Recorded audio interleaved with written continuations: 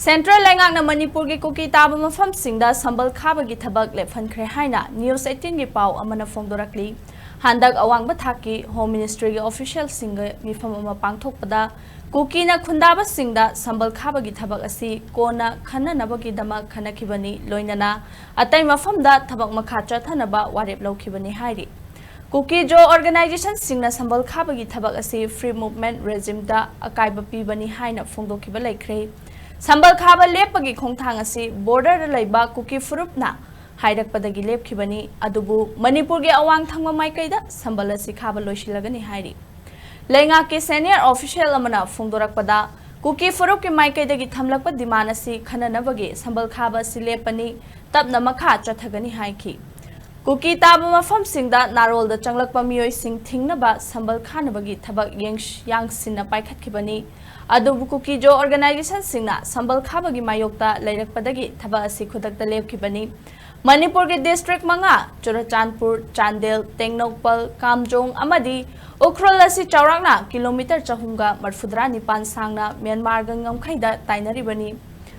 Amaromda Union Home Minister Amit Shah nadi Modi leingak asi border asi checksina thamnaba sambal ningthina khaduna thamnaba haikhiba laikhre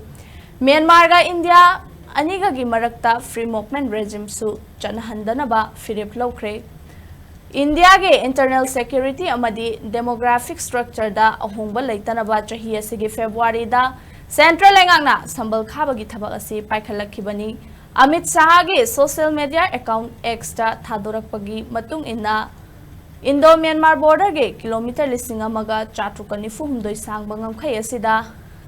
leingak asina sambal khanaba warep laure Masina border asida ningthina yengsinba ngamlagani loinana petrol truck amasung thamduna ngak selagani ngamkhai sambal asigi apunba sangba sigi manungda moreda kilometer 10 romdi sambal khaba loikhre masigi mathakta sambal asida pilot project oina hybrid surveillance system HSS asi hapnaba thabak chathari masina kilometer amaromdi Arunachal Pradesh amadi Manipur asida cover toba ngamlagani Loinana Manipurgi Mafamda kilometer kun sambal khanaba approve tawkhibaga loinana thabaksu hokre haina fongdorakli